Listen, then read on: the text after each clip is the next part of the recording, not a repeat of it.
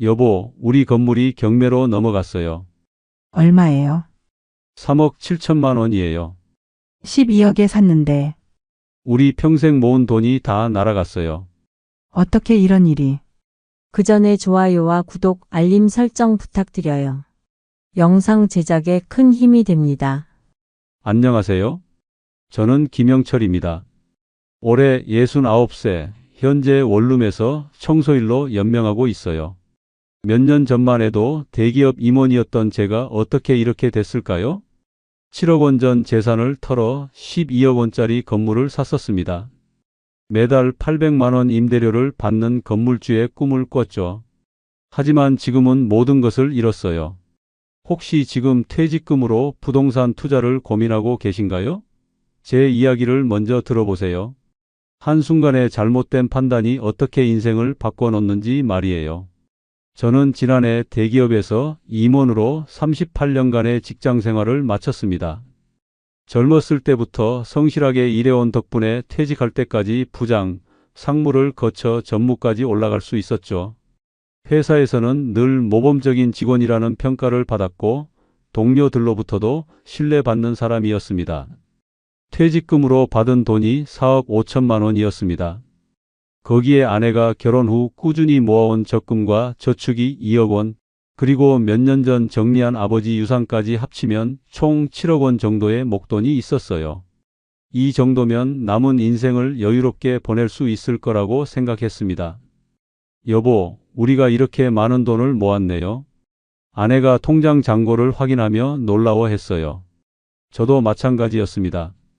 평생 월급쟁이로 살면서 조금씩 모았던 돈들이 이렇게 큰 금액이 될 줄은 몰랐거든요. 이제 좀 여유 있게 살 수 있겠어. 적당히 투자해서 월 400만 원 정도만 수익이 나도 편안하게 살 수 있을 거야. 제가 계산기를 두드리며 말했습니다. 7억 원을 연 7% 수익률로 굴리면 월 400만 원 정도는 충분히 가능해 보였거든요.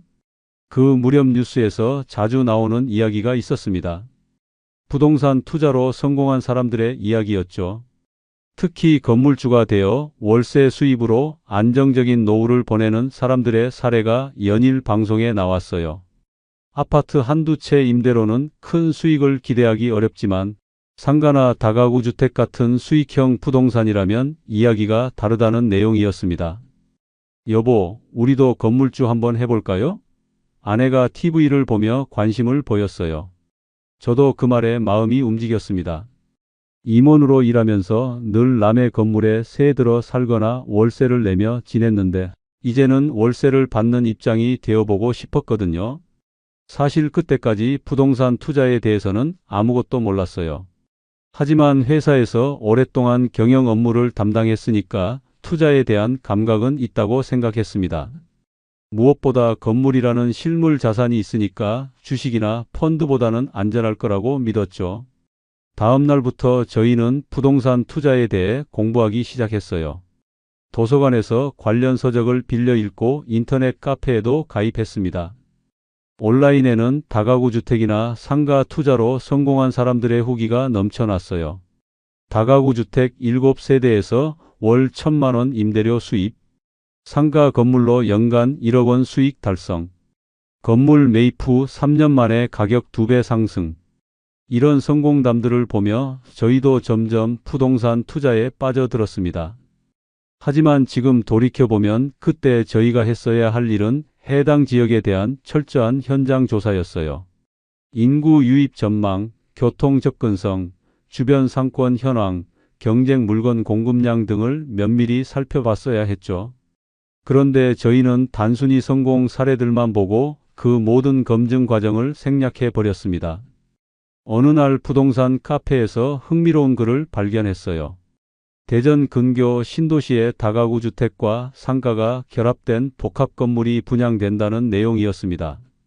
정부의 신도시 개발 계획에 따라 향후 10만 명이 거주할 예정이고 현재는 분양가가 저렴해서 투자 적기라는 설명이 있었어요. 여보, 여기 한번 가서 보실까요? 제가 아내에게 제안했습니다. 대전이면 서울에서 그리 멀지도 않고 신도시라면 앞으로 발전 가능성이 클 텐데요. 주말에 아내와 함께 대전 근교의 그 신도시로 향했어요. KTX로 1시간, 거기서 버스로 다시 40분을 가야 하는 곳이었습니다. 창밖으로 보이는 풍경은 점점 한적해졌고 아직 개발이 진행 중인 넓은 땅들과 여기저기 올라가는 아파트 공사장들이 보였어요. 여보, 여기가 정말 번화가 될까요? 버스에서 내리며 아내가 불안해했어요. 저도 속으로는 걱정스러웠지만 일부러 확신에 찬 목소리로 대답했습니다. 아직 개발 중이니까 그런 거야. 몇 년 지나면 완전히 달라질 거야. 분양 사무소에서 만난 직원은 40대 초반의 정장을 입은 여성이었어요. 이곳이 신도시의 핵심 지역이 될 거라고 자신 있게 설명했습니다. 보세요. 바로 옆에 2만 세대 대단지 아파트가 들어설 예정이고 저쪽으로는 대형 쇼핑몰과 백화점이 계획되어 있어요. 직원이 큰 족감도를 펼쳐 보여주며 설명했어요. 2만 세대면 대략 5만 명 이상이 거주하게 되는 거죠.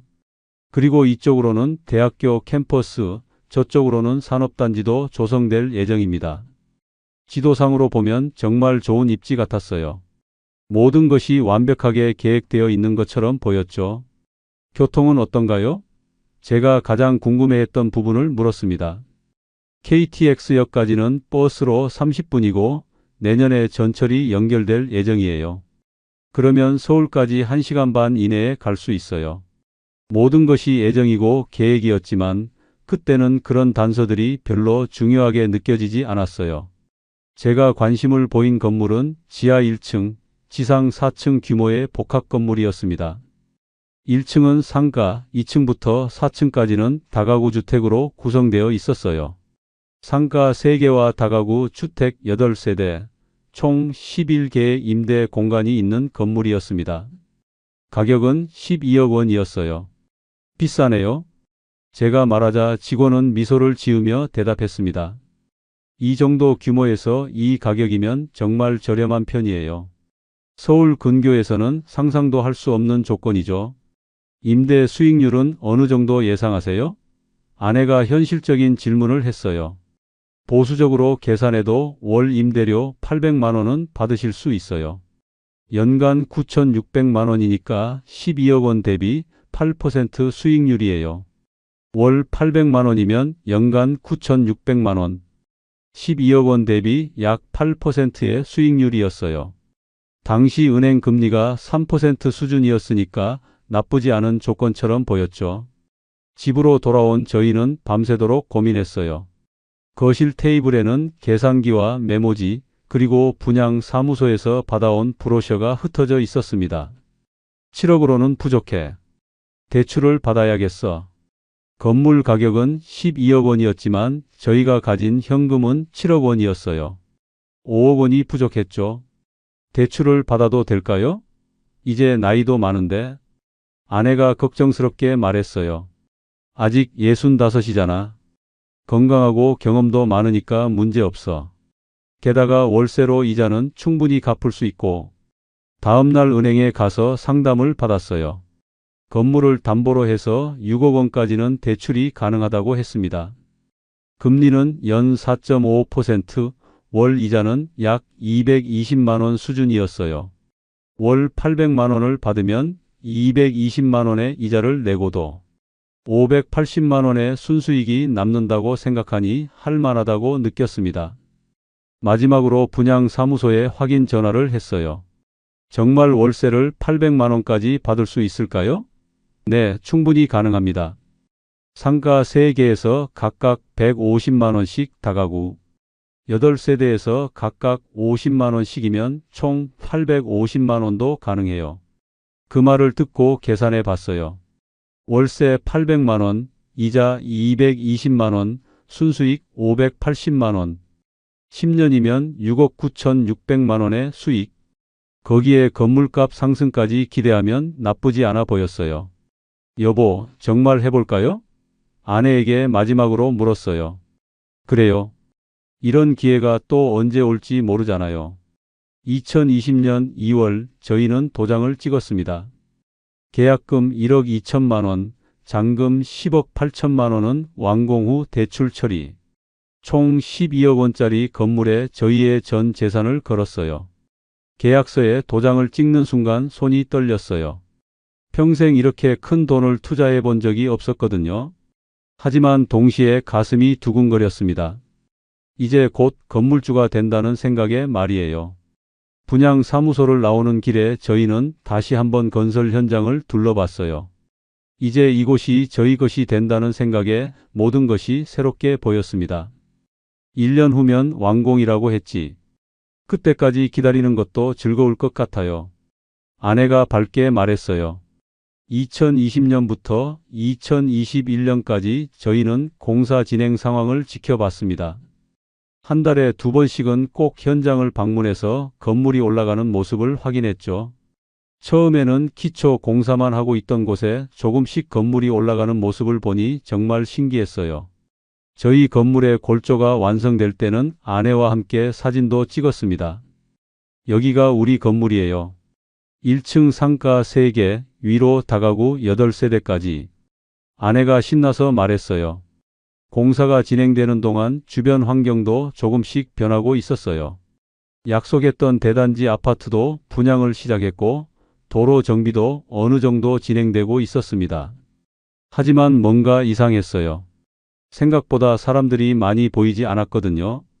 1년 반이 지난 21년 가을 건물이 완공됐습니다.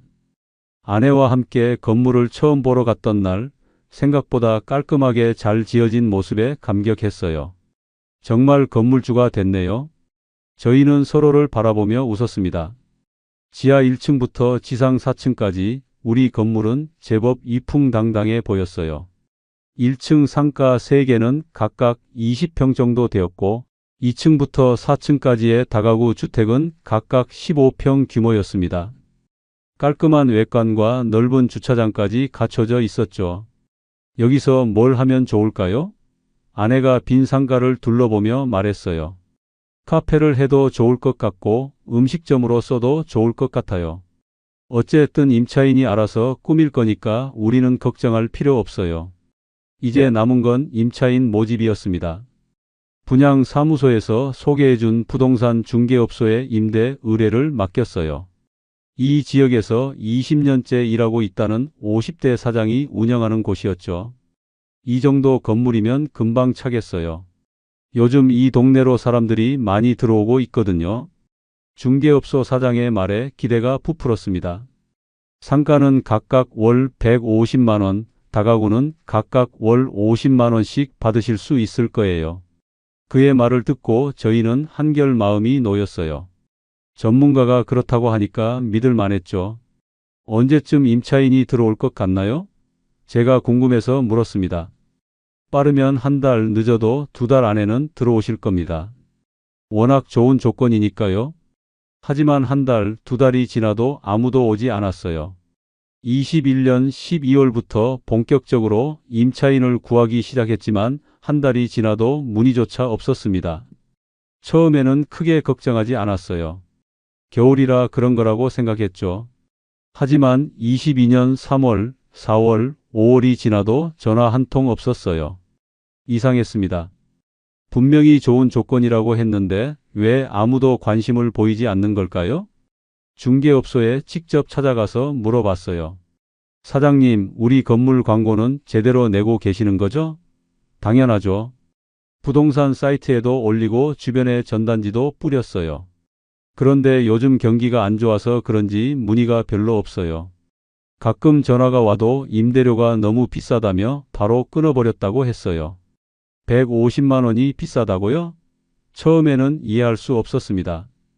20평에 150만 원이면 평당 7만 5천 원 정도인데 서울 강남의 절반도 안 되는 수준이었거든요.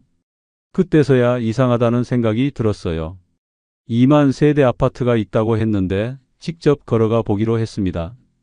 분양 사무소에서는 도보 10분이라고 했던 아파트 단지까지 실제로 걸어가 봤어요. 걸어가 보니 도보 20분 거리였고 중간에는 8차선 도로가 막고 있었어요. 게다가 그 아파트 단지는 아직 분양 중이었습니다. 2만 세대 중에서 실제로 입주한 곳은 3천 세대 정도에 불과했죠. 나머지는 아직 공사 중이거나 분양되지 않은 상태였어요. 전철역도 가까운 줄 알았는데 버스로 40분 거리, 그것도 배차 간격이 1시간이었습니다. 출퇴근 시간이 아니면 대중교통 이용이 매우 불편한 지역이었죠. 유동인구가 거의 없다는 걸 그때서야 깨달았어요. 건물 앞을 하루 종일 지켜봤습니다. 오전 10시부터 오후 6시까지 앉아서 몇 명이나 지나가는지 세어봤더니 20명도 안 됐어요. 그것도 대부분 근처 아파트 주민들이 버스 정류장을 오가는 사람들이었죠. 주변 상가들도 자세히 살펴봤어요. 비슷한 시기에 지어진 다른 건물들도 대부분 비어 있었습니다.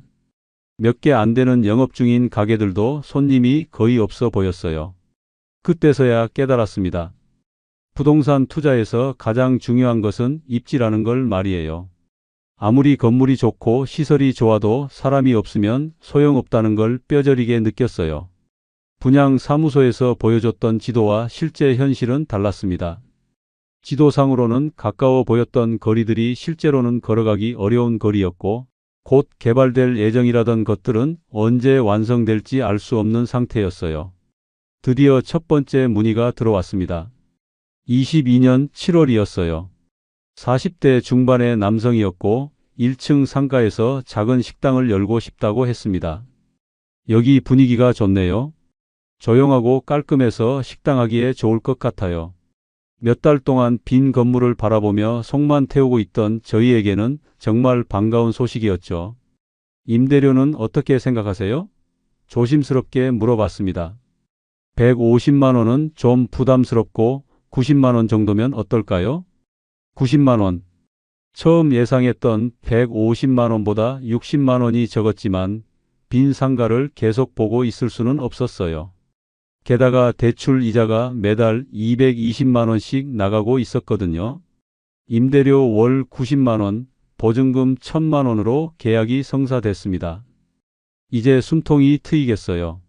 아내와 저는 한숨 돌렸어요. 하지만 나머지 상가 2개와 다가구 8세대는 여전히 비어 있었습니다. 월 90만 원으로는 대출 이자도 못 감당하는 상황이었죠.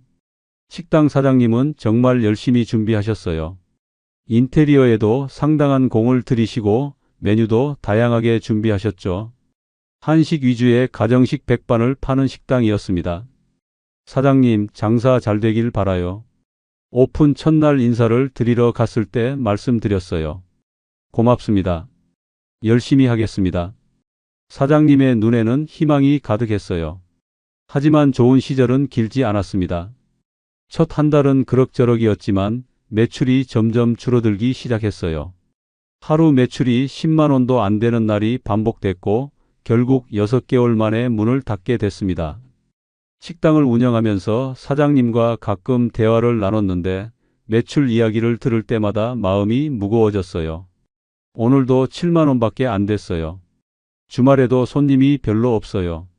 월세 90만 원을 내려면 하루에 최소 3만 원은 벌어야 하는데 그것도 안 되는 날이 태반이었어요. 임대료, 재료비, 인건비를 빼고 나면 남는 게 없었죠. 결국 6개월 만에 식당은 문을 닫았어요. 사장님이 마지막 인사를 하러 오셨을 때 모습이 지금도 기억납니다. 정말 죄송해요. 더 버티고 싶었는데 도저히 안 되겠어요. 아니에요. 사장님도 힘드셨을 텐데 고생 많으셨어요. 식당이 떠난 뒤 상가는 8개월간 비어 있었어요. 그 사이 저는 매달 대출 이자 220만 원을 꾸역꾸역 냈습니다. 수입이 없으니 점점 생활비도 줄여야 했어요. 퇴직 후 받던 연금 200만 원 중에서 대출 이자로 대부분이 나가니까 실제로 쓸 수 있는 돈은 거의 없었어요. 그 사이에 다가구 주택 쪽에도 몇 가구 문의가 들어왔어요. 하지만 모두 월세를 깎아달라고 했습니다. 50만 원은 너무 비싸고 30만 원 정도면 어떨까요? 이런 식이었죠.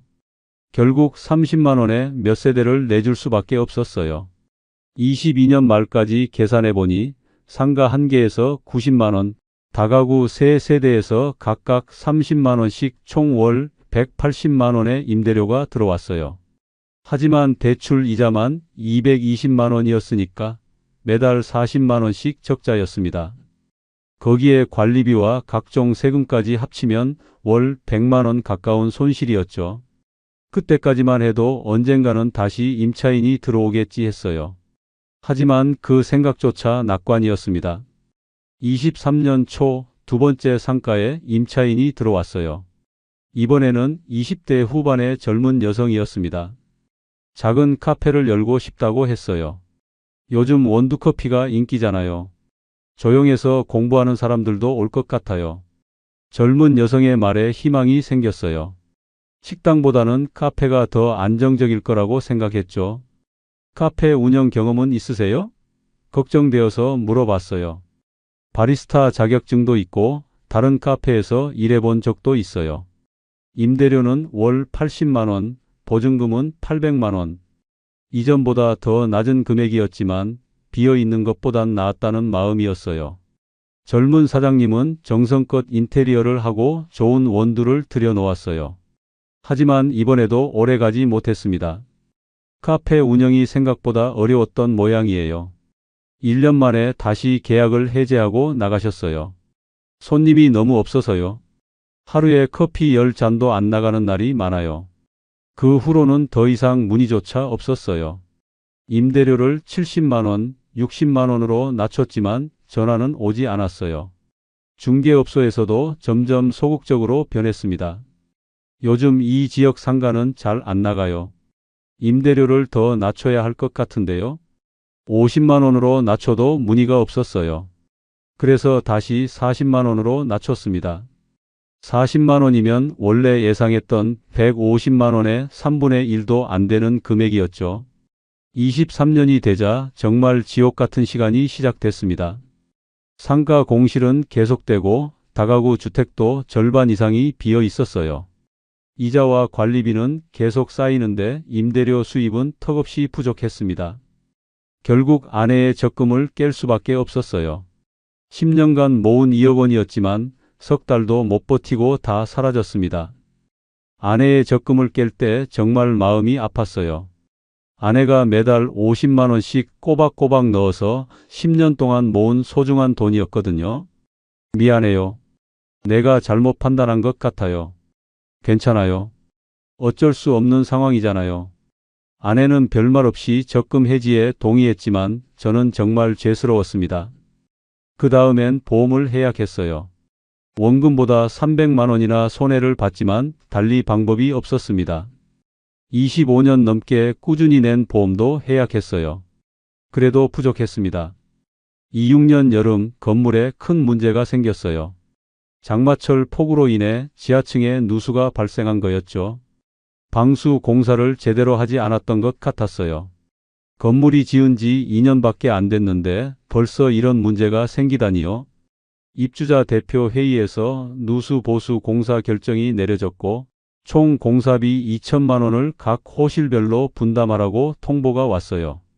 11개 호실이니까 호실당 약 180만 원씩이었죠. 그때 저는 이미 매달 적자 상황이었고 현금은 없었어요. 결국 신용카드 현금 서비스를 받았습니다. 그때부터 제 삶에는 신용카드 빚이 추가됐어요. 대출 이자도 버거운데 이제는 카드 이자까지. 머리가 어지러웠습니다. 월 220만 원 대출 이자, 60만 원 관리비, 거기에 카드 이자까지. 매달 나가는 돈이 300만 원을 넘어갔어요.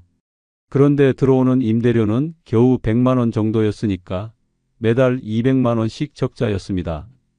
27년 봄 아내가 다시 일을 나가기로 했어요. 나도 뭔가 보탬이 되어야죠. 66이 넘은 아내가 마트 계산원으로 나갔습니다. 월급은 130만 원. 아내가 25년 만에 다시 일을 나가는 모습을 보며 정말 미안했어요. 은퇴 후에는 편하게 쉬면서 취미 생활도 하고 여행도 다니자고 했던 약속들이 모두 물거품이 되었죠. 여보, 미안해요. 내가 욕심을 부린 것 같아요. 이런 소리 하지 마세요. 우리가 함께 결정한 일이잖아요. 아내가 일을 시작한 첫날 밤 저는 아내 몰래 울었어요. 내가 괜한 욕심 부렸나 봐. 입에서 자책만 흘러나왔습니다. 그 말을 들은 아내는 아무 말도 하지 않았어요. 그 침묵이 더 아팠습니다. 66이 넘은 나이의 계산대에 서서 무거운 물건들을 나르고 까다로운 손님들을 상대해야 하는 아내를 생각하면 가슴이 미어졌어요. 그해 가을 건물을 팔기로 결심했습니다. 12억 원에 샀지만 매매가는 9억 원으로 내놨어요. 거의 3억 원 할인된 가격이었습니다. 그래도 팔리면 대출 6억을 갚고 3억 원이라도 남겠지 싶었어요. 9억 원이면 분명히 관심 있는 사람이 있을 거라고 생각했습니다. 12억 원에 비하면 엄청난 할인이니까 투자용으로라도 살 사람이 있을 거라고 믿었죠. 하지만 8달이 지나도 아무도 사지 않았어요. 부동산 중개업소에서는 말했습니다. 8억까지 내려오시죠. 그럼 관심 있는 분들 있을 겁니다. 8억 원. 샀을 때 가격의 3분의 2도 안 되는 금액이었어요. 그래도 대출을 갚고 나면 2억 원이라도 남으니까 그것도 감사해야 하는 상황이었죠. 하지만 그 말도 허사였어요. 8억에도 사겠다는 사람이 없었습니다. 7억 원으로 내려보시죠. 6억은 어떠세요? 가격을 계속 내려도 반응이 없었어요. 그때 느꼈습니다. 이 지역 부동산 시장은 정말 끝났다고. 몇 번의 방문객이 있었지만 모두 첫 방문에서 끝났습니다. 임대 수익이 전혀 없는 건물을 왜 사죠? 이 지역은 발전 가능성이 별로 없어 보이는데요. 관리비가 너무 비싸네요. 냉정한 지적들이었어요. 맞는 말이었죠. 임대 수익도 없고 발전 가능성도 없고 관리비만 나가는 건물을 누가 사겠어요? 결국 저희가 5년 전에 했어야 할 분석을 이제 와서 다른 사람들이 해주고 있는 셈이었어요. 건물 외벽에 페인트가 벗겨지고 비가 오면 천장에서 물이 샜습니다. 아직 건물이 지은 지 3년밖에 안 됐는데 말이에요. 건물이 생각보다 부실하게 지어진 것 같았어요. 겨울에는 동파 사고도 여러 번 있었고 여름에는 누수가 심했습니다. 수리비만 자꾸 들어갔어요. 건물 관리라는 게 이렇게 힘든 일인지 몰랐어요. 24년 말 은행에서 우편물이 도착했습니다. 대출 연체 통지서. 그걸 손에 쥐고 아내와 저는 밤새 울었어요. 처음으로 대출 이자를 못 낸 달이었습니다. 그전까지는 어떻게든 꾸역꾸역 내왔는데 이제는 정말 한계에 다다른 거였죠. 퇴직금, 적금, 보험, 카드 대출. 모든 걸 다 썼는데도 남은 건 빚뿐이었어요. 연체가 시작되면서 연체 이자까지 붙었습니다. 원래 이자에다가 연체 이자까지 더해지니까 눈덩이처럼 불어났죠. 아내의 마트 수입 130만 원과 제 연금 200만 원을 합쳐도 330만 원인데 대출 이자와 연체료만 350만 원이 넘어갔어요. 매달 적자가 커져만 갔습니다. 그해 겨울 경매 통보장이 날아왔어요. 6개월 이상 연체로 인해 건물을 경매에 붙입니다. 가슴이 철렁 내려앉았어요. 경매라는 단어를 직접 보니까 정말 무서웠습니다. 이제 정말 끝이구나 하는 생각이 들었어요. 마지막 시도로 건물을 5억 5천만 원에 내놨어요. 아무도 오지 않았습니다. 5억 5천만 원이면 대출을 다 갚지는 못하지만 그래도 경매보다는 나을 거라고 생각했어요. 하지만 그 가격에도 관심을 보이는 사람은 없었어요. 부동산 중개업소에서도 포기했습니다. 사장님, 솔직히 말씀드리면 이 건물은 4억까지도 팔리기 어려울 것 같아요. 경매에서 얼마에 나올지 지켜보시는 게 좋겠어요. 25년 2월 경매가 시작됐어요. 감정가 5억 8천만 원. 제가 샀던 가격의 절반도 안 되는 금액이었습니다. 10년 사이에 부동산 가격이 이렇게까지 떨어질 수 있다는 게 믿어지지 않았어요. 1차 경매 유찰, 2차 경매 유찰, 2차례 연속으로 아무도 참여하지 않았어요. 관심 있는 사람이 아예 없었던 거죠. 3차 경매에서 감정가의 65%인 3억 7천만 원에 낙찰됐습니다. 그 돈에서 대출 원금, 연체 이자, 수수료 등을 떼고 나니 남은 돈은 0원이었어요. 오히려 부족한 금액이 2억 3천만 원. 그 2억 3천만 원은 저의 빚으로 남았습니다. 경매 결과를 들었을 때 정말 허탈했어요. 10년간 모든 걸 쏟아부었는데 남은 건 아무것도 없고 빚만 2억 3천만 원이 남다니. 그날 정말 극단적인 생각까지 들었습니다. 차라리 이대로 사라지는 게 낫지 않을까? 모든 걸 잃고 빚까지 2억 3천만 원이 남은 상황에서 69이라는 나이에 다시 일어설 수 있는 기회나 시간이 있을까 싶었어요. 보험도 해약해서 죽으면 아내에게 보험금이라도 남겨줄 수도 없었고 오히려 빚만 남겨주게 될 판이었죠. 하지만 아내가 제 손을 꽉 잡았어요. 그래도 우리는 다 건강하잖아요. 자식들도 잘 살고 있고. 그 말에 정신이 조금 들었습니다. 맞았어요. 돈은 잃었지만 저희는 아직 살아있고 건강했습니다. 아내도 있고 자식들도 건강하게 잘 살고 있었죠. 경매가 끝나고 정산을 해보니 12억 원 대출 중 6억 원을 갚고도 2억 3천만 원이 여전히 남아 있었어요. 결국 그 돈을 갚기 위해 우리가 살던 집을 팔아야만 했습니다. 그렇게 지난 30년간의 삶이 담긴 우리 집을 매물로 내놓게 되었어요. 집을 내놓고 매수자를 기다리던 시간은 마치 끝없는 고문 같았어요. 퇴직금을 합쳐서 평생 모은 돈 7억 원을 모두 잃었을 뿐만 아니라 오히려 2억 원이 넘는 빚까지 떠안게 되었으니 매일매일이 불안과 절망의 연속이었습니다. 다행히 집값은 그나마 큰 폭으로 떨어지지 않아서 집을 팔고 남은 대출을 모두 갚고 나니 3천만 원 정도가 수중에 남았어요. 하지만 이제 우리 부부는 갈 곳이 없어졌습니다. 이제 우리는 어디서 살아야 하지? 월세라도 구해야지. 어쩔 수 없어. 69이라는 나이에 다시 월세 집을 구하러 다니는 기분, 그것은 정말 처절했어요. 평생을 성실하게 살아왔음에도 마치 모든 것을 잃고 맨몸으로 차가운 세상에 던져진 기분이었습니다. 부동산 중개소에서 집을 보러 다닐 때마다 마음이 미어지는 듯 했어요. 이 집은 좀 작지만 보증금 2천만 원에 월세 50만 원이고요. 그들이 내뱉는 숫자를 들을 때마다 비로소 현실이 실감났어요. 아, 이제 나는 정말 예전의 내가 아니구나. 결국 우리는 작은 원룸 월세 집을 구했어요. 보증금 1,500만 원에 월세 40만 원짜리였습니다. 이사하는 날은 정말이지 힘들었어요. 지난 30년의 삶이 담긴 집을 떠나며 마지막으로 돌아보았던 그 순간은 아직도 제 눈시울을 뜨겁게 만듭니다.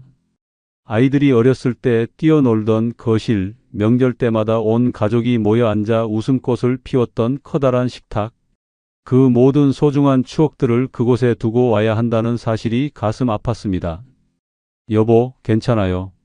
우리 아직 건강하잖아요. 아내가 저를 위로했지만 그녀의 목소리에서도 깊은 슬픔이 느껴졌어요. 새로운 월세 집에서의 생활이 시작되었고 69의 나이에 다시 일자리를 찾아 나서야 했어요. 처음에는 경비 일을 알아보았습니다.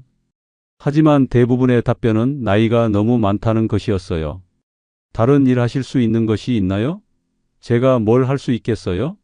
평생 회사만 다녔던 사람인데요. 결국 청소 일을 시작하게 되었어요. 상가 건물이나 사무실 청소를 하는 일이었습니다. 69이라는 나이에 걸레를 들고 화장실을 청소한다는 현실이 참으로 쓸쓸했어요. 사실 나이 때문에 걱정이 많았어요. 체력도 예전 같지 않고 무릎도 아픈데 이런 일을 계속할 수 있을까 싶었거든요. 실제로 청소 일을 시작하고 나서도 젊은 청소원들처럼 빠르게 움직일 수 없었어요. 천천히 조심스럽게 일하다 보니 시간이 오래 걸렸고 관리사무소 직원들의 눈치와 건물 사용자들의 불만을 감수해야 했어요. 무엇보다 큰 문제는 수익이었어요. 젊은 청소원들은 하루에 여러 건물을 담당하는데 저는 기껏해야 두세 군데. 그러니 벌어들이는 돈도 당연히 적을 수밖에 없었어요. 하루 종일 일해도 1만 원 정도밖에 안 됐죠. 아내도 66이 넘은 나이에 계속 마트에서 일하고 있었어요.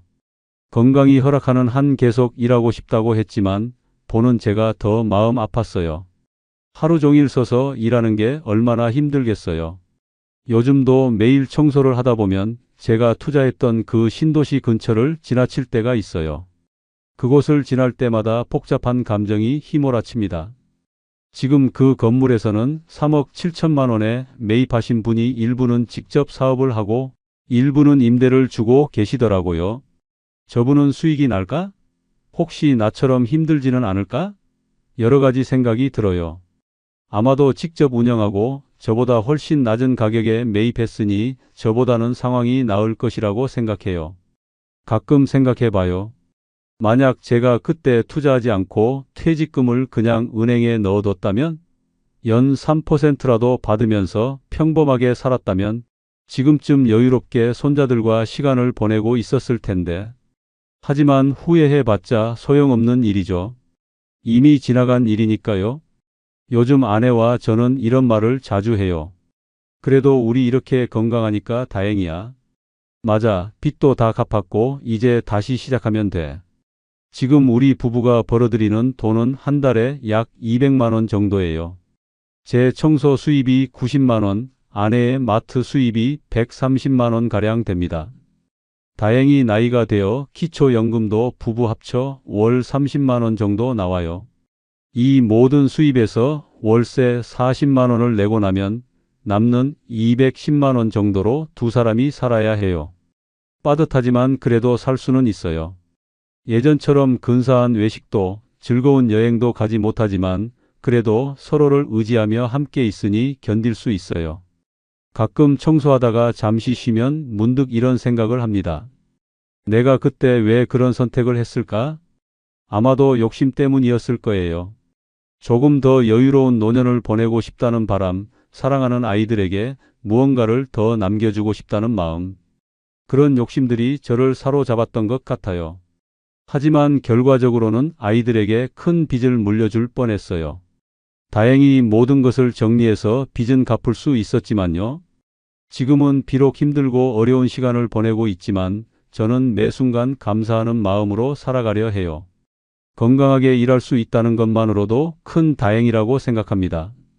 매일 아침 청소 도구를 챙길 때면 여전히 복잡한 마음이 들 때도 있어요. 하지만 저는 결코 포기하지 않아요. 살아있는 한 희망은 언제나 존재한다고 믿기 때문이에요. 여러분, 저의 이야기를 들으시면서 어떤 생각이 드셨나요? 혹시 지금 이 순간 저와 비슷한 투자를 고민하고 계신 분이 있다면 부디 다시 한번 신중하게 그리고 냉철하게 생각해 보시기를 간곡히 부탁드려요. 투자는 양날의 검과 같아서 한 번의 잘못된 판단이 평생을 좌우할 수도 있어요. 저의 실패가 여러분에게는 값진 교훈이 되기를 진심으로 바랍니다. 요즘 젊은 분들이 부동산이나 상가 투자에 대해 문의나 상담을 해오기도 해요. 그럴 때마다 제 이야기를 들려줍니다. 주로 50, 60대 분들이 많아요. 어느 정도 목돈이 모인 시점에서 투자를 고민하시는 분들이죠. 퇴직금이나 상속받은 돈으로 부동산 투자를 생각하고 계신 분들이 의외로 많아요. 청소 아저씨가 부동산 투자 경험이 있다고 하던데 조언 좀 해주세요. 이런 말을 들을 때면 제 이야기를 솔직하게 다 말씀드려요. 7억 원이 영원이 된 과정을, 그리고 그 후에 고생한 이야기를 있는 그대로 털어놓습니다.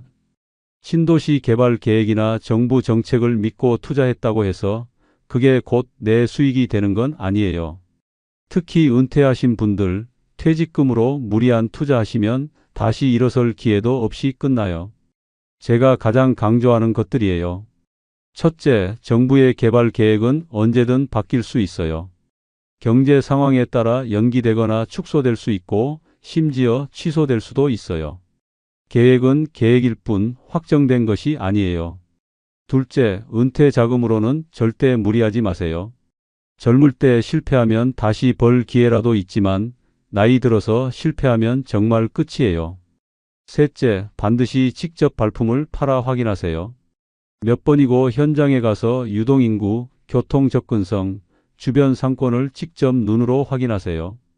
특히 수익형 부동산 투자의 어려움에 대해서는 이렇게 말씀드려요. 다가구나 상가는 주거용 부동산과 달라서 임차인이 있어야만 수익이 나는 구조예요. 그런데 요즘은 인구 감소와 경기 침체로 임차인 구하기가 더욱 어려워졌어요. 임대료를 받으려면 임차인이 안정적으로 수익을 낼 수 있어야 하는데 수익성이 없는 지역에서는 아무도 들어오려고 하지 않아요. 실제로 요즘 부동산 시장은 저희가 투자했던 10년 전보다도 더 어려운 상황이에요. 가끔 그런 생각도 해요. 그때 그 7억 원을 정기 예금에 넣었더라면 어땠을까? 연 3% 적용해도 지금쯤 9억 원 가까이 되었을 거예요. 실제로 계산해 보면 더 아쉬워요. 2012년 당시 정기 예금 금리가 4% 정도였는데 7억 원을 10년간 예금했다면 복리로 계산해서 10억 원 정도가 되었을 거예요. 그 돈이 있었다면 지금쯤 매달 이자 수입만으로도 300만 원은 받을 수 있었을 텐데요. 청소 일도 안 해도 되고 안 해도 마트에서 힘들게 일하지 않아도 되었을 거예요. 부자는 아니더라도 편안한 노후는 가능했겠죠. 여행도 다니고 손자 손녀들에게 용돈도 넉넉히 주고 가끔은 자식들과 함께 맛있는 것도 먹을 수 있었을 텐데요. 하지만 이제 그때로 돌아갈 수는 없어요. 돌이켜보면 부동산 투자 외에도 다른 선택지들이 있었어요. 안정적인 배당주 투자를 할 수도 있었어요. 위험도 낮고 수익도 예측 가능하죠. 국채나 회사채 투자해서 안정적인 이자 수입을 얻을 수도 있었고요. 하지만 그때는 부동산 투자가 가장 안전하고 수익성 좋은 선택처럼 보였어요. 건물이라는 실물 자산이 있고 매달 임대료 수입이 들어온다니까 얼마나 매력적으로 느껴졌는지요. 만약 그때 지금만큼 부동산 투자의 위험성을 알았더라면 절대 투자하지 않았을 거예요. 이론적인 임대 수익률과 실제 수익률은 전혀 다르다는 것, 공실의 위험성, 임차인이 없으면 수익이 영원히 된다는 것, 관리비 부담까지. 이런 것들을 미리 알았다면 말이에요. 유동성의 문제도 있어요. 부동산은 팔고 싶을 때 쉽게 팔 수 없다는 것, 시장 변화나 지역 쇠퇴로 인해 가격이 폭락할 수 있다는 것까지. 이런 것들을 미리 알았다면 다른 선택을 했을 거예요. 이제는 후회도 분노도 원망도 내려놓고 살고 있어요. 처음에는 정말 화가 많이 났어요. 분양 사무소 직원들에게도, 부동산 중개업소에게도, 그리고 무엇보다 제 자신에게 화가 났죠. 왜 그때 더 신중하게 생각하지 못했을까? 왜 전문가의 조언을 구하지 않았을까? 왜 개발 계획이라는 말에 현혹됐을까? 이런 생각들이 밤마다 저를 괴롭혔어요. 잠들기 전에 계속 그때의 선택을 후회하며 뒤척였죠. 하지만 어느 순간 깨달았어요. 후회하고 원망한다고 해서 잃어버린 돈이 돌아오는 건 아니라는 걸 말이에요. 오히려 그런 감정들이 현재의 삶을 더 힘들게 만들고 있다는 걸 느꼈어요. 이제는 감사할 수 있는 것들에 집중하려고 해요. 건강. 저와 아내 모두 큰 병 없이 건강해요. 이 나이에 이 정도면 정말 감사한 일이죠. 가족. 자식들도 모두 건강하게 잘 살고 있고 손자 손녀들도 건강하게 자라고 있어요. 일할 수 있는 기회가 있다는 것. 69에도 일할 수 있는 일자리가 있다는 것, 그리고 일할 수 있는 건강이 있다는 것도 감사해요. 함께 할 사람이 있다는 것, 힘든 시간을 함께 버텨준 아내가 있다는 것도 마찬가지예요. 지붕 있는 집이 있다는 것도 감사해요. 비록 원룸이지만 따뜻하고 깨끗한 집이 있다는 건 말이에요. 이런 것들을 생각하면 마음이 편해져요. 돈은 잃었지만 정말 소중한 것들은 아직 남아 있다는 걸 느껴요. 요즘은 이런 생각도 해요. 제 실패의 경험이 다른 사람들에게는 도움이 될 수 있다는 생각 말이에요. 제가 겪은 고생들, 실패들이 헛되지 않으려면 다른 사람들이 같은 실수를 하지 않도록 도와야 한다고 생각해요. 그래서 누군가 투자 상담을 요청하면 제 이야기를 숨김없이 다 털어놓는 거예요. 제 실패가 여러분에게는 교훈이 되었으면 좋겠어요. 제가 이 이야기를 드리는 이유는 누군가 또 저 같은 실수를 하지 않기를 바라는 마음에서예요. 고정 수입 없이 수익형 부동산 투자하지 마세요. 월급이나 다른 수입이 있어야 임대료가 없어도 버틸 수 있어요. 은퇴 자산은 절대 무리해서 굴리지 마세요.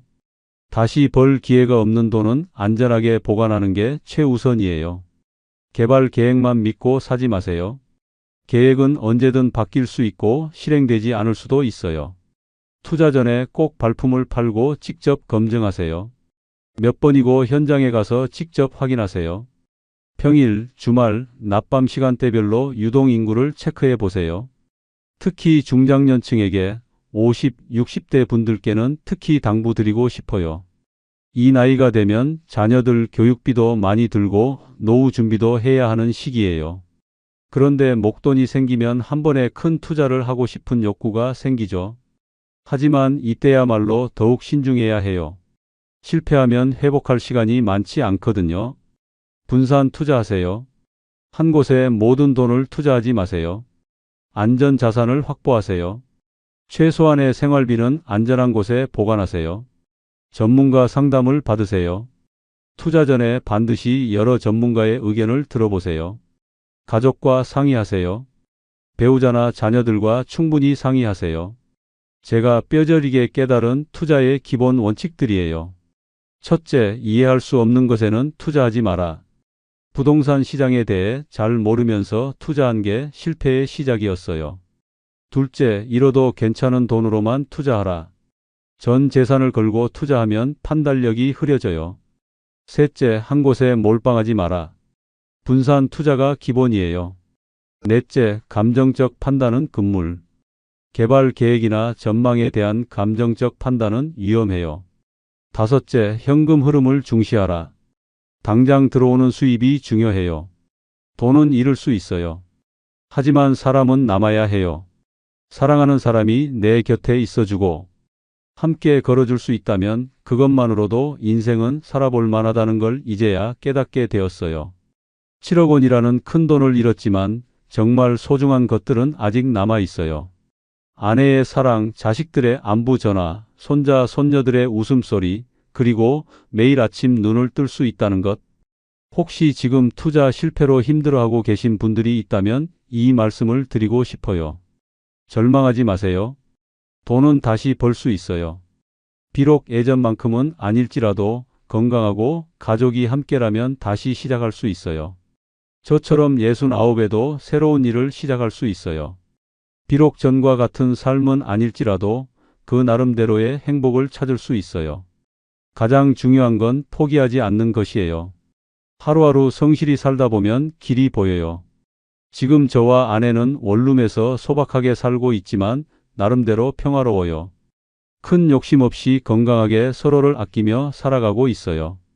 아침에 일어나서 함께 마시는 커피 한 잔, 저녁에 함께 보는 TV 프로그램, 주말에 함께 가는 동네 산책.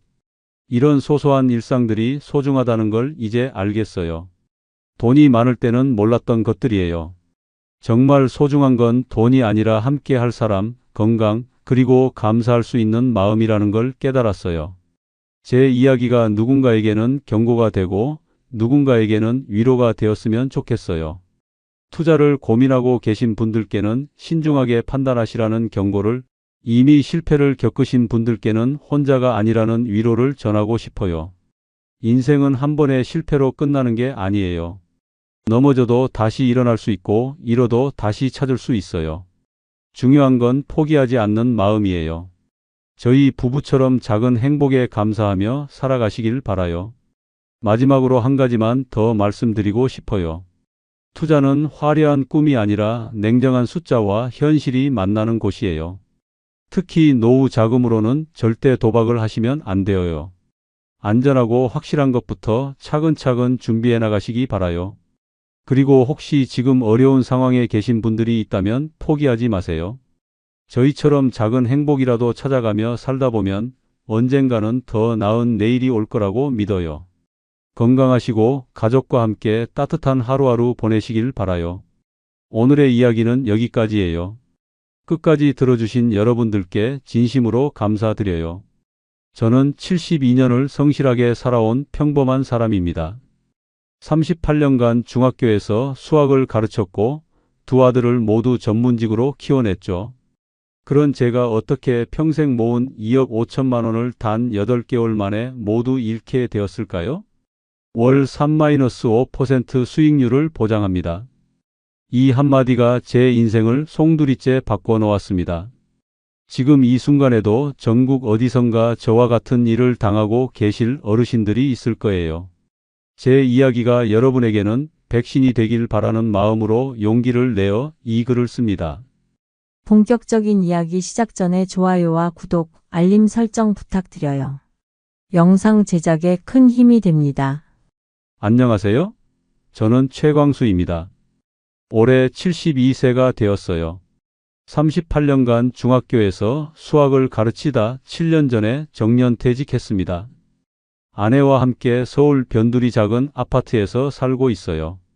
교직 생활을 하면서 정말 성실하게 살았다고 자부합니다. 새벽 5시에 일어나 학교 가기 전까지 문제집을 풀고 저녁에는 학원에서 아르바이트를 했어요. 아이들 교육비가 만만치 않았거든요. 큰아들은 의사, 둘째는 회계사가 되었습니다. 정말 자랑스럽죠. 퇴직할 때까지 모은 돈이 3억 1천만 원 정도였어요.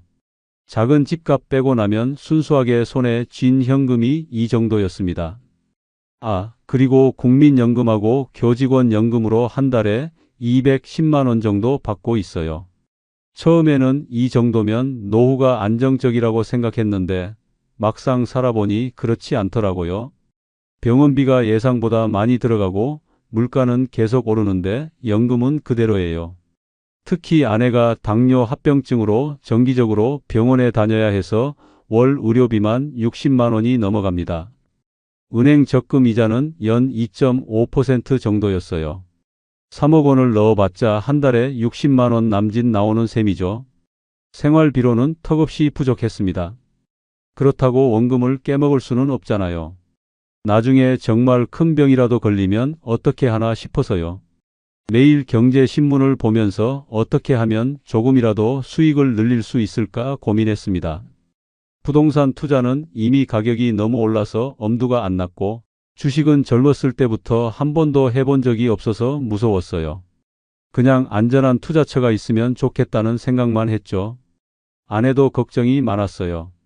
가끔 밤에 잠자리에서 여보, 우리 이대로 괜찮을까 하며 한숨을 쉬곤 했습니다.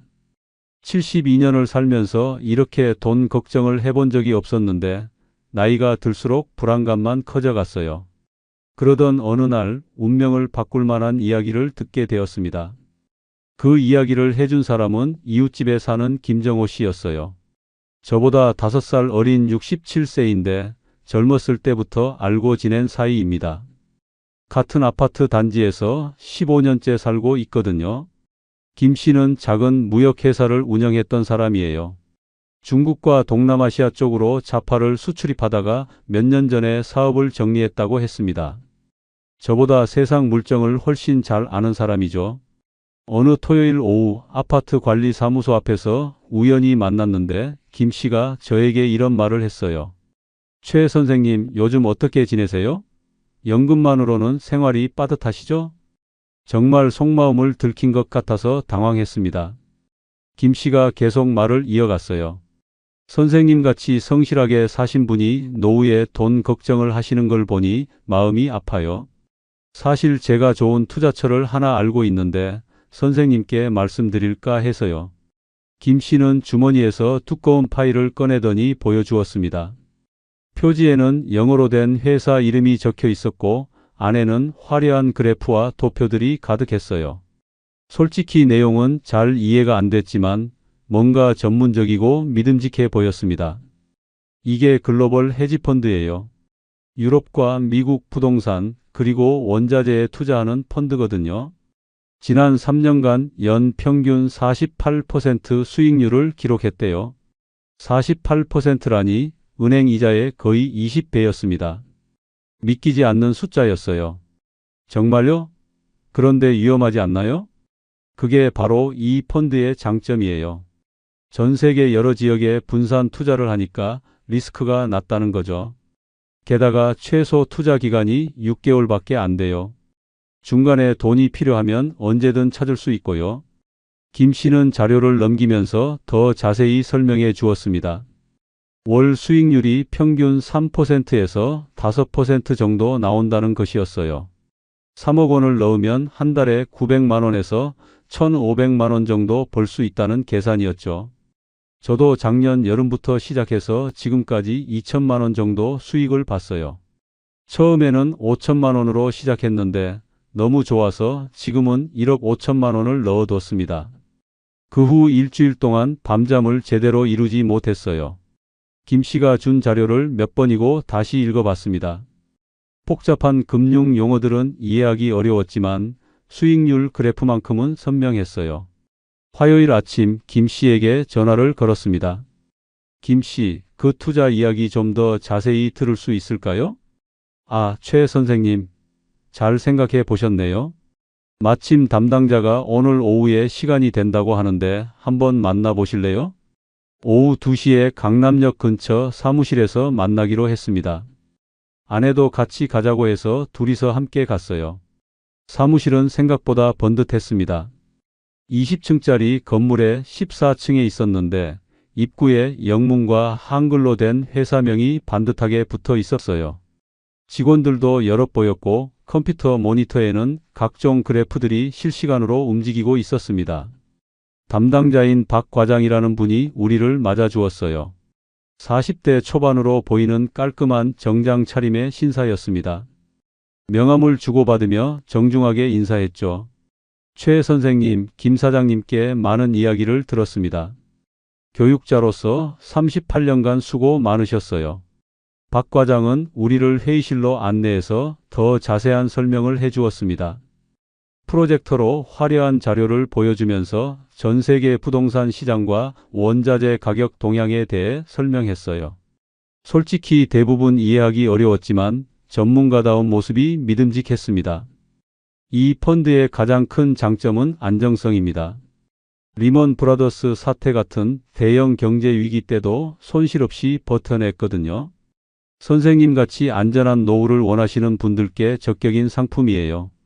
박 과장이 보여준 고객 명단에는 의사, 변호사, 교수 등 전문직 종사자들 이름이 가득했습니다. 모두 저희와 비슷한 처지의 사람들 같았어요. 혹시 중간에 돈이 필요하면 어떻게 하나요? 아내가 물어봤습니다. 언제든 인출 가능합니다. 다만 3개월 이전에 찾으시면 수수료가 조금 있어요. 하지만 그 이후에는 수수료 없이 자유롭게 찾으실 수 있습니다. 가장 중요한 질문을 했습니다. 수익률이 정말 월 3%에서 5% 정도 나오나요?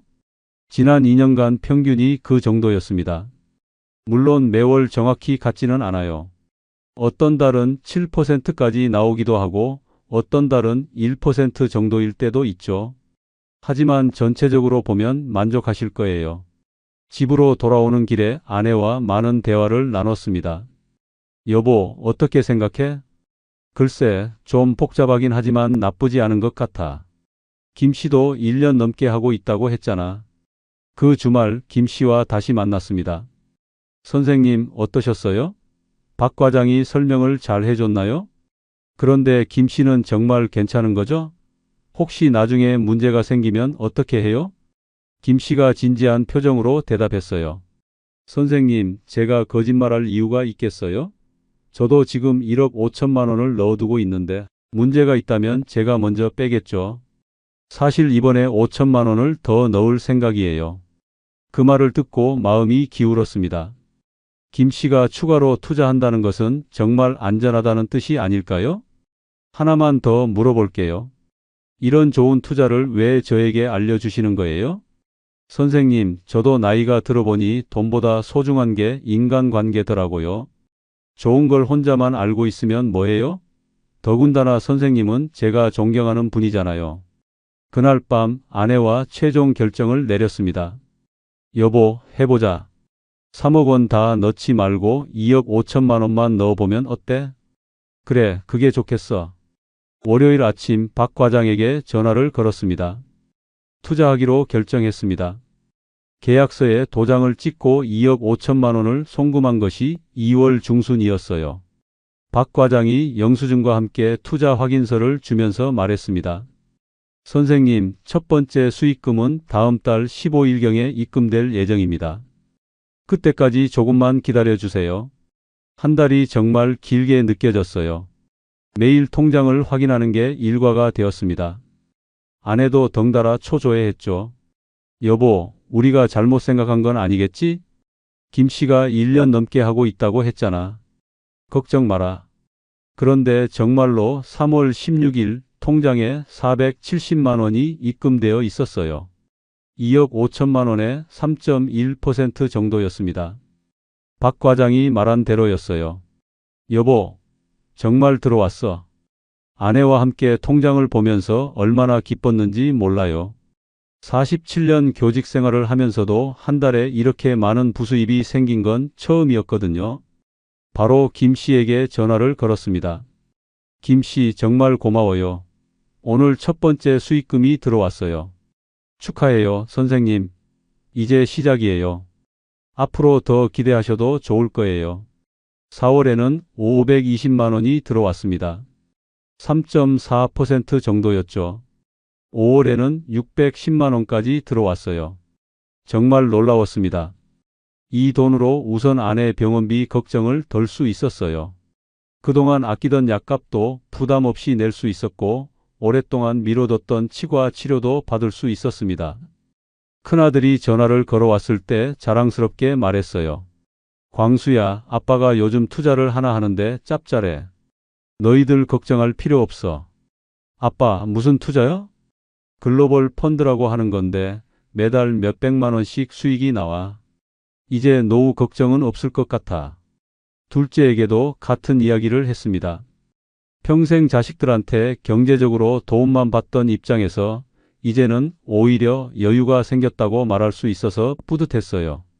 동네 복지관에서 만난 친구들에게도 은근히 자랑했습니다. 요즘 경제가 어렵다고들 하는데 나는 투자를 하나 해서 용돈벌이가 돼. 최 선생 부럽네. 우리는 연금으로만 살아야 하는데 좋은 기회가 있으면 소개해 줄게. 실제로 몇몇 친구들이 관심을 보였어요. 하지만 김 씨에게 물어보니 지금은 신규 고객을 받지 않는다고 했습니다. 선생님이 워낙 특별히 소개해 드린 거예요. 원래는 최소 투자 금액이 5억 원 이상이거든요. 아내도 얼굴이 많이 밝아졌어요. 여보, 정말 잘한 것 같아. 이제 애들한테 용돈도 보내줄 수 있겠네. 여름 휴가 때는 오랫동안 가보고 싶었던 제주도 여행을 다녀왔습니다. 15년 만에 제대로 된 가족 여행이었어요. 큰아들 가족과 함께 4박 5일 동안 좋은 호텔에서 지냈습니다. 할아버지, 할머니가 오늘 저녁은 제가 낼게요. 손자가 그러자 웃으면서 대답했어요. 아니야, 할아버지가 낼 거야. 할아버지도 이제 여유가 생겼거든. 정말 행복한 시간이었습니다. 72년을 살면서 이렇게 경제적 여유를 느껴본 적이 없었어요.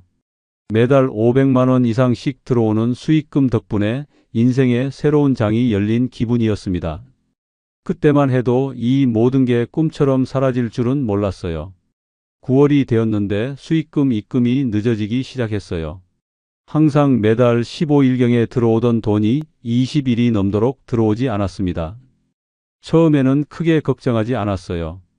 해외 투자라고 하니 환율 변동이나 시차 때문일 수도 있다고 생각했거든요. 하지만 25일이 지나도 입금이 없자 박 과장에게 전화를 걸었습니다. 과장님, 이번 달 수익금이 아직 안 들어왔는데 언제쯤 입금될까요? 아, 선생님. 죄송합니다. 이번 달에 유럽 부동산 시장에 일시적인 변동이 있어서 정산이 조금 늦어지고 있어요. 다음 주 초에는 반드시 입금해 드리겠습니다. 다음 주가 되어도 입금이 없었어요. 다시 전화를 걸었더니 박 과장의 목소리가 예전과 달랐습니다. 선생님, 정말 죄송해요. 본사에서 시스템 점검을 하고 있어서 모든 고객분들 입금이 늦어지고 있어요. 조금만 더 기다려 주시면 이자까지 추가로 드리겠습니다. 10월에도 같은 상황이 반복되었어요. 전화를 걸 때마다 다른 핑계였습니다. 어떨 때는 해외 송금 시스템 오류, 어떨 때는 회계 감사로 인한 지연, 또 어떨 때는 새로운 규정 때문에 절차가 복잡해짐 이런 식이었죠. 김 씨에게도 연락해 봤어요. 김 씨, 혹시 수익금 받으셨어요?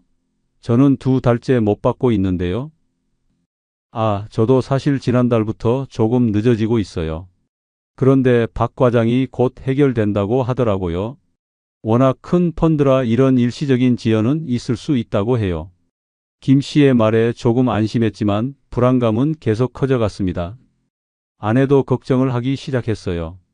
여보, 뭔가 이상하지 않아? 처음 몇 달은 정확히 주던 사람들이 갑자기 일어나?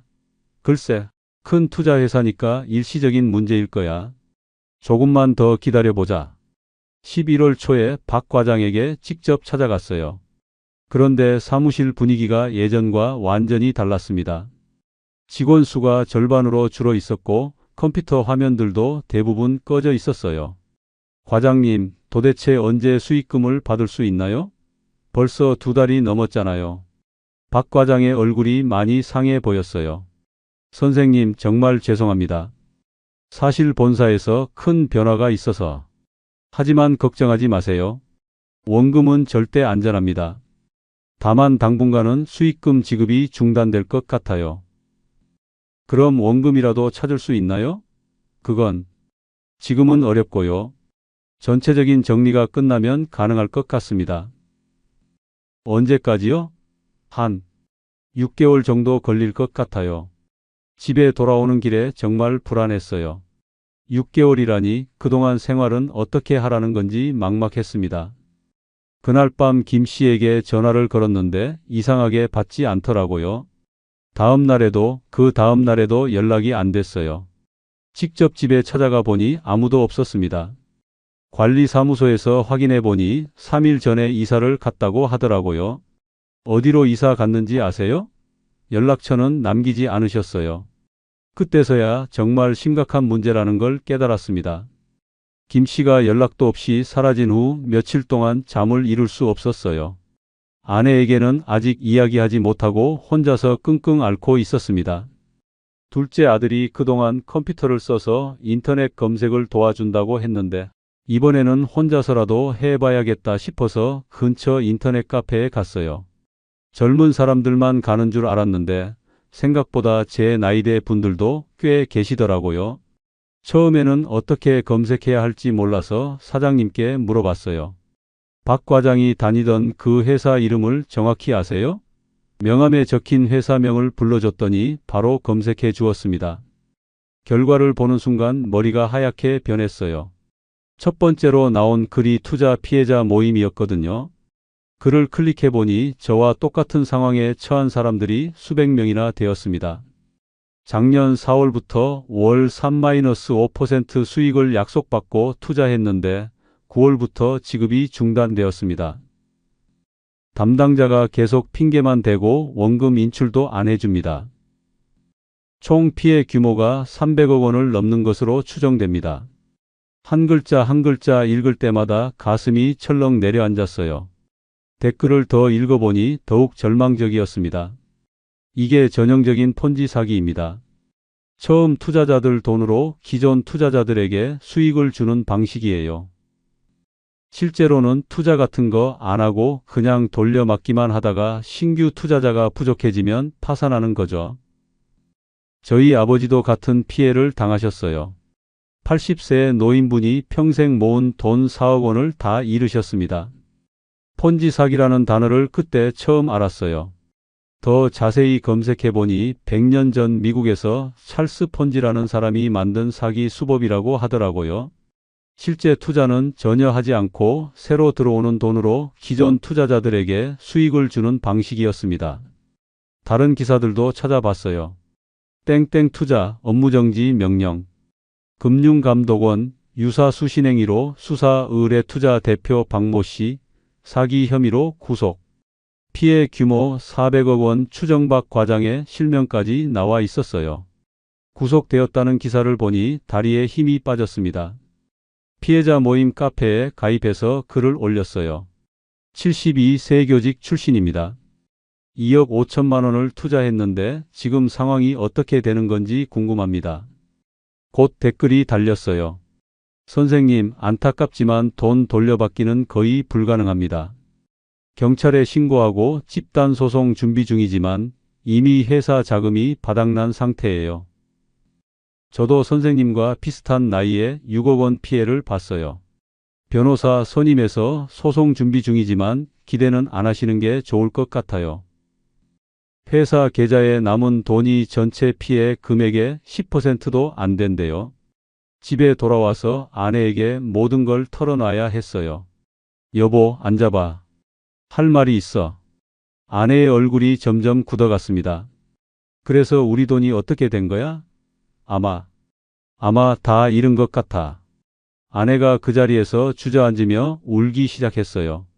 여보, 그럼 우리 앞으로 어떻게 살아? 이제 남은 돈이 5천만 원밖에 없잖아. 저도 같이 울었습니다. 72년을 살면서 이렇게 절망스러운 적은 없었어요. 그 이후의 생활은 정말 힘들었어요. 2억 5천만 원이 사라지니 남은 현금이 5천만 원 뿐이었습니다. 연금 210만 원으로는 도저히 생활이 안 되었어요. 우선 집부터 정리해야 했습니다. 살던 아파트를 팔고 보증금 5천만 원짜리 월세 방으로 이사했어요. 30평 아파트에서 10평 원룸으로 줄어든 셈이었죠. 월세가 50만 원이었는데 연금에서 이걸 빼고 나면 생활비로는 160만 원밖에 안 남았습니다. 가장 큰 문제는 아내 병원비였어요. 당뇨 합병증으로 한 달에 60만 원씩 들어가던 의료비를 도저히 감당할 수 없었습니다. 약값을 아끼려고 처방받은 약을 격일로 먹기 시작했어요. 여보, 약은 꼬박꼬박 먹어야 해. 괜찮아. 조금 아끼면 돼. 하지만 약을 제대로 안 먹으니까 아내 상태가 눈에 띄게 나빠졌어요. 얼굴이 부어오르고 다리에 부종이 생겼습니다. 응급실에 몇 번 실려가기도 했죠. 식비도 많이 줄였어요.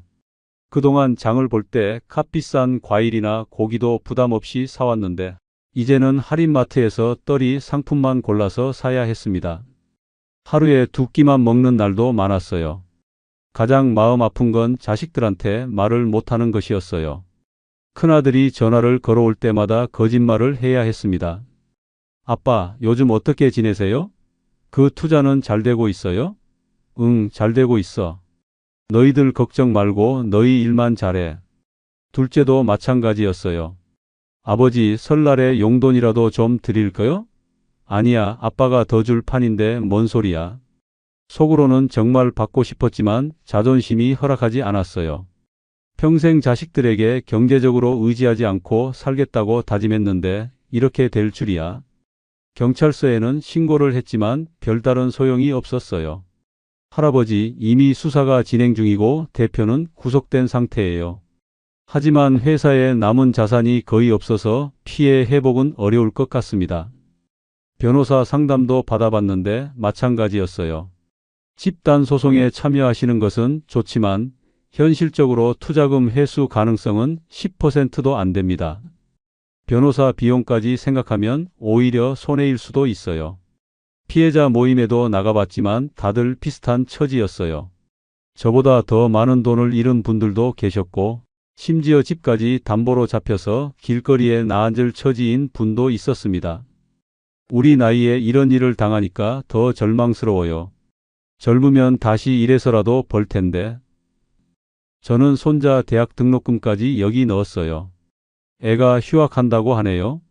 그런 이야기들을 들으면서 제 처지가 그나마 나은 편이라는 걸 깨달았지만 그래도 매일매일이 힘들었어요. 밤마다 잠자리에서 후회가 밀려왔습니다. 그때 왜 그런 선택을 했을까? 김 씨 말만 믿고 왜 그렇게 큰 돈을 맡겼을까? 조금이라도 의심해 봤으면 이런 일은 없었을 텐데. 아내는 자책하는 저를 위로해 줬어요. 여보, 이미 지나간 일인데 어떻게 해? 우리라도 건강하게 살아야지. 하지만 아내 목소리에서도 깊은 상처가 느껴졌습니다. 그렇게 1년 정도 힘든 시간을 보내고 있을 때 동네 노인복지관에서 좋은 소식을 들었어요. 투자 사기 피해 노인들을 위한 상담 프로그램이 있다는 거였습니다. 처음에는 부끄러워서 가기 싫었어요. 72년을 살면서 이런 도움을 받아본 적이 없었거든요. 하지만 아내가 등을 떠밀어서 결국 가게 되었습니다. 상담사는 40대 여성분이었는데 정말 친절하게 얘기를 들어주셨어요. 선생님, 요즘 이런 피해를 당하시는 어르신들이 정말 많아요. 부끄러워하지 마세요. 선생님 잘못이 아니에요. 그분과 상담을 받으면서 조금씩 마음의 짐을 덜 수 있었어요. 법률 상담도 무료로 받을 수 있었고 생계비 지원 신청도 도와주셨습니다. 더 중요한 건 같은 피해를 당한 다른 어르신들과 만나면서 서로 위로가 되었다는 거예요. 혼자만 이런 일을 당한 게 아니라는 걸 알고 나니 조금은 마음이 편해졌습니다. 상담을 받으면서 용기를 내어 큰아들에게 사실을 털어놓았어요. 광수야, 아빠가 할 말이 있다. 네, 아버지. 사실 그 투자가 사기였어. 우리 돈을 다 잃었다. 한참 동안 조용하더니 큰아들이 말했어요. 아버지, 왜 진작 말씀 안 해주셨어요? 저희가 도와드릴 수 있는데. 미안하다. 자식들한테 부담 주기 싫어서. 둘째도 마찬가지 반응이었어요. 오히려 애들이 왜 혼자 끙끙 앓았냐고 나무라더라고요. 결국 두 아들이 의논해서 월세 방에서 나와 큰아들 집 근처로 이사하기로 했어요. 보증금은 아들이 보태주고 월세도 절반씩 나눠서 내기로 했습니다. 지금은 그때보다 훨씬 안정된 생활을 하고 있어요. 아내 병원비 걱정도 덜었고 자식들과 관계도 더 가까워졌습니다.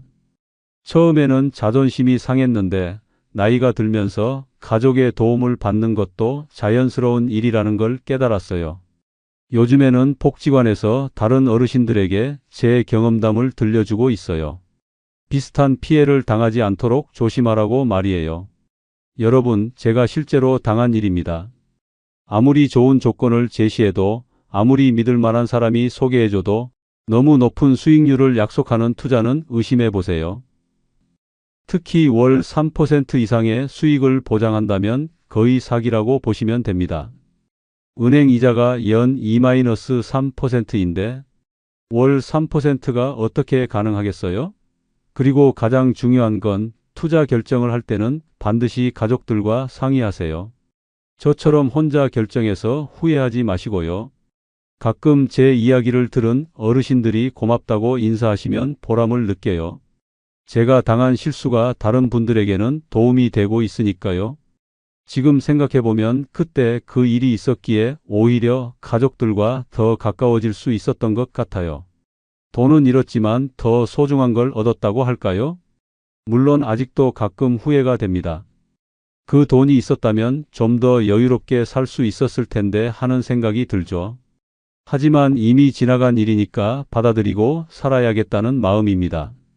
마지막으로 이 글을 읽는 모든 분들께 당부드리고 싶어요. 안전한 노후는 욕심이 아니라 지켜내는 것에서 시작됩니다. 높은 수익에 눈멀지 말고 나처럼 늦게 깨닫지 마세요. 평범해 보이는 노후가 사실은 가장 귀중한 선물이라는 걸 잊지 마시기 바랍니다.